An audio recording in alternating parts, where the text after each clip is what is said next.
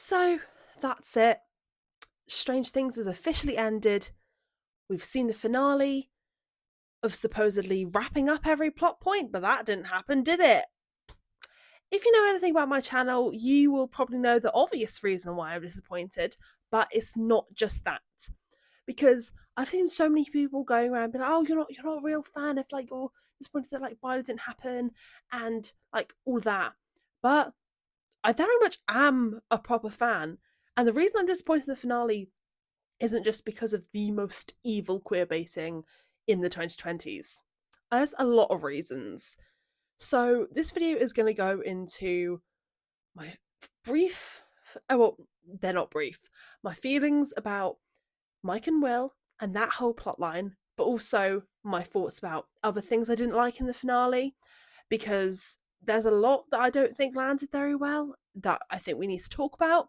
There will be a more in-depth video coming at some point about everything wrong with Strange Things 5, but I don't have the coherency to do that at the moment because I don't have time, because I've just watched it, and also I'm ill and tired. So that is not happening right now, but it will happen at some point. And also, again, I will not be checking the comments because I know they're going to be even more horrible, which is really fun and really nice that the creators of my favourite show let a whole portion of the fandom be bullied just so they could bait us along. Okay, I just almost finished filming this video and then my phone told me I didn't have the storage and then it deleted the 17-minute clip that I filmed. So we're going to have to go through this a bit quicker than planned because I can't be bothered to film that 17 minutes because I'm getting more angry as I speak. Let's start with the things that I actually enjoyed about this volume. So, Max. Sadie Sink is amazing. I love her. Max getting annoyed at the D&D game was just so funny and so in character for her. And her skateboarding was just so nice to see in her hair, her new hair. And I loved it. And her and Lucas are so cute. I loved that. Dustin, his character was great. Him doing exactly what Eddie wanted to do at his graduation, saying it's our year, flipping the bird. That was required. And in my opinion, it really was Dustin's season, Gason's season, because Gason gave an amazing performance, just like Sadie. And I really loved seeing where his character would go, him still meeting up with Steve. I think Steve being made a coach was the perfect ending for him, because obviously he loves kids, so like it's perfect for him, and I really liked that for all of that. And then Jonathan saving Steve. I knew that Steve wasn't going to die. Like, let's be so real about this. He was never going to die. People like him too much. This is Strange Things. They'd never kill off any of their characters, apart from one, which we will talk about. But that like whole scene, then Jonathan and Steve sort of speaking it out and like seeming to be friends now, that was really satisfying. I really enjoyed that. Will speaking to Henry and trying to get through to him was really good. I thought it's sort of really interesting because Henry's been corrupted for so long that it was never going to work. And Will being able to control him and let Elle defeat him was really great. Importantly, Derek telling Henry to suck a fat one was so funny. Derek was a great addition to the whole cast. His character was so funny. We didn't need all those kids, but I'm happy we got Derek. That was good. And then Robin and Jonathan teaming up to flamethrower the mind flayer, that was really cool. I really liked that. And that is where my things I liked stopped. Because let's move on to Vecna's character first. Because it just seemed like an entire waste of a really complex villain, because we didn't go enough into his backstory at all. Obviously, we saw how he got powers, and we saw that he was good in the end. Well, not even in the end, but like initially. But if you knew anything about the play, you would know that already. So it wasn't any sort of big plot twist or revelation. It was just sort of there. Like, Jamie Campbell Bower's performance was amazing. He was so good, just like last season. But the play was touched on very briefly. Like, they literally just stepped through the play and nothing else was touched on. Patty wasn't even a character. We didn't get to see much of Henry's backstory with Patty at all, even though they put the effort into inserting the play into it like it was some Easter egg, but then they put way too much effort into it if it was just an Easter egg. And then the play being on November 6th and Will getting taken on November 6th and that just not being touched on, makes no sense whatsoever, because that's obviously an important date and we never got an answer to why that's an important date.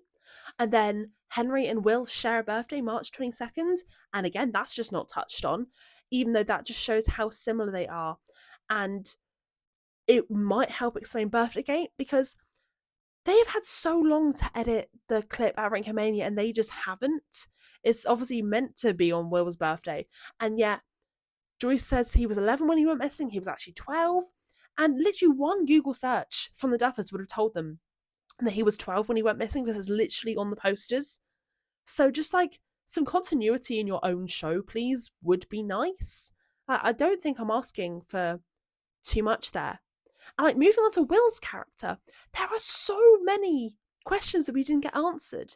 Like, why is the upside down stuck on November 6th, 1983? We didn't ask for that to happen. They chose to put that in and then just didn't answer it.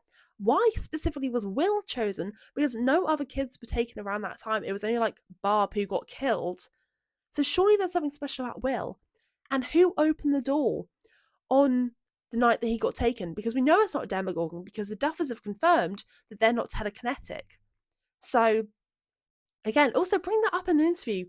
Just sort of baits us into thinking that it is going to be addressed when it isn't at all. And I really would have loved Will for this supposedly his season to actually get more involved in the fight, because obviously he was essential to defeating Vecna.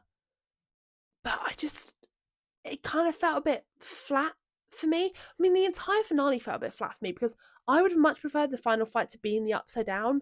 I understand why it was in the Abyss, but I just wanted, like, to go back to our roots and go back to the season 1 that it said it was going to be. And obviously that's probably comparing Elle's ambiguous death from season 5 to season 1, but still it's just a bit like, okay then. Then in my opinion, Joyce was completely underutilized this season. She did nothing apart from worry about Will and kill Vecna, which, I mean, he was basically already dead. And why was it so easy to kill him as well? Because season 4, like, they could have just got a slightly bigger weapon and he would have been dead, and this would have been over with. So I don't really get, like, I was expecting it to be something bigger, to be honest. Yeah, like, we know Winona Ryder can act. Like, she was amazing in season 1 and 2, so I don't get why we didn't use her that much this season. And why her screen time was replaced with the kids. Because I don't care about these kids. I really don't. I couldn't care less. And yet they occupy our screen every 5 seconds. This is essential time that could be spent on different characters, but no, we spend them on the kids that have been introduced this season. I did like the cyclical sort of thing of them starting the D&D campaign, but I feel like that could have happened without showing so much of the kids escaping and all that. And then we move on to Elle's death, because why are you telling the traumatized child who spent her entire childhood in isolation and has only found happiness through found family that she either has to die or live her life on her own forever? That is not a good message to be sending. And then Mike being so integral in that, even though all season their interactions have been so bland to the point where people who ship Mike and Eleven haven't enjoyed it. Like, I wouldn't have minded if they did this and there had been some emotional build-up, but there wasn't. All of a sudden they were just like, oh, I guess they're together still, even though this entire season it looks like they haven't been. It just, like, you have to have some sort of emotional payoff from these things. It's like Will coming out. You can tell us about the Vecna vision, but there's no emotional payoff if we don't actually see it.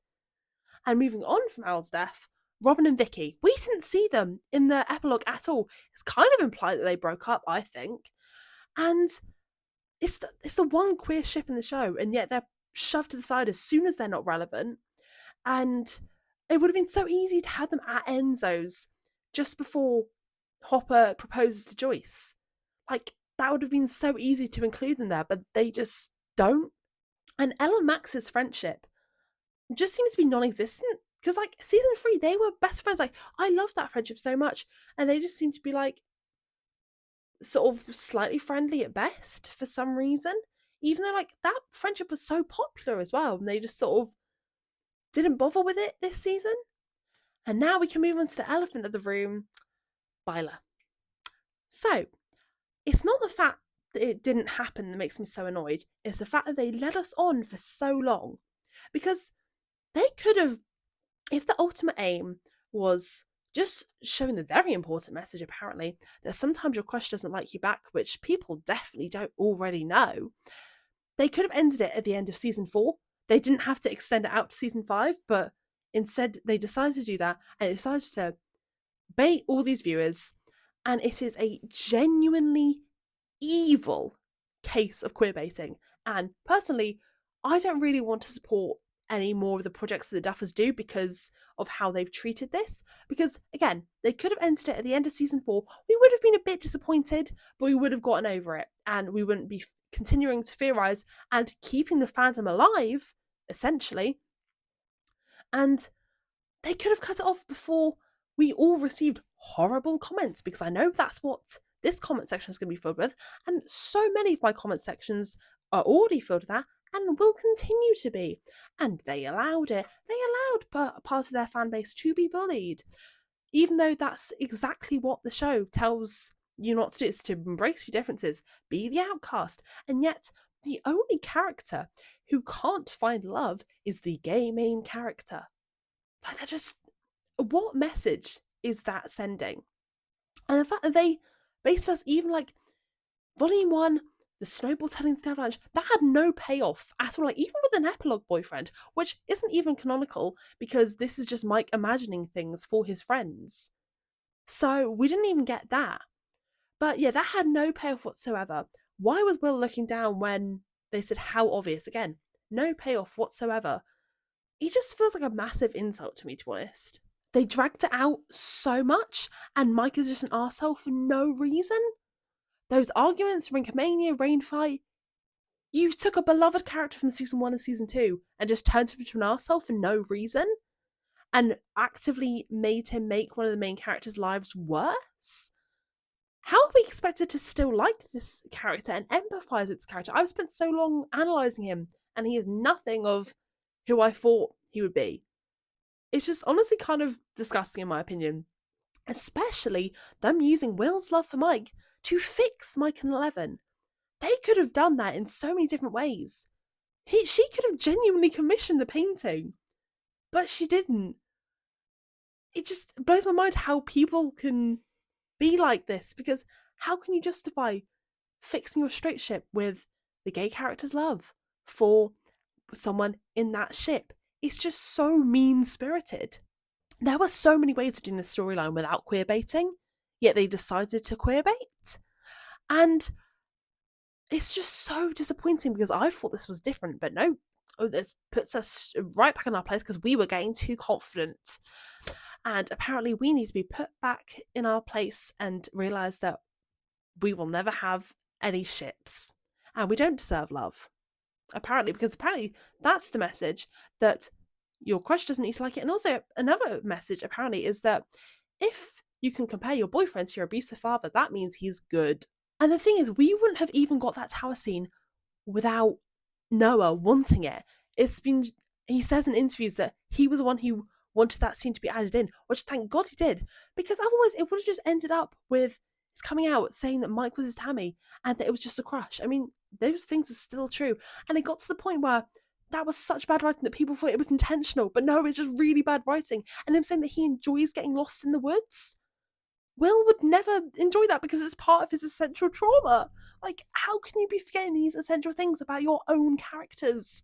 And they don't even acknowledge them overtly. They, like, you could still read this as Mike still doesn't know. He's just accepting him for being gay still, which is not good writing at all.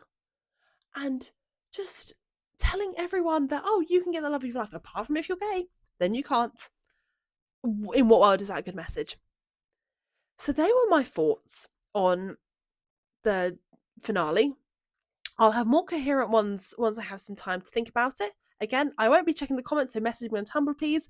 I might take a bit of time to reply just because I have a lot of messages, and also I think I'm just going to have to take the day off Tumblr and like all the social media just to like touch some grass and realise that the world is bigger than this TV show, even though at the moment it doesn't feel like that. So, also, I just want to say thank you to you all. You've left such nice messages, and it has been really fun theorising this entire time, even if it hasn't turned out to be true. You are all the nicest people ever, and I will always be grateful to all of you. I really hope you stick around whilst I sort of do like wrapping up videos on strange things, and obviously I probably will like continue to do like occasional videos on strange things after this initial rush, but I will also be branching out to like different TV shows and things and films. So I really hope you stick around for that. And it's been so fun theorizing this entire time, and I'm kind of just a bit sad that it had to end like this. So I will hopefully see you in my next video. Goodbye!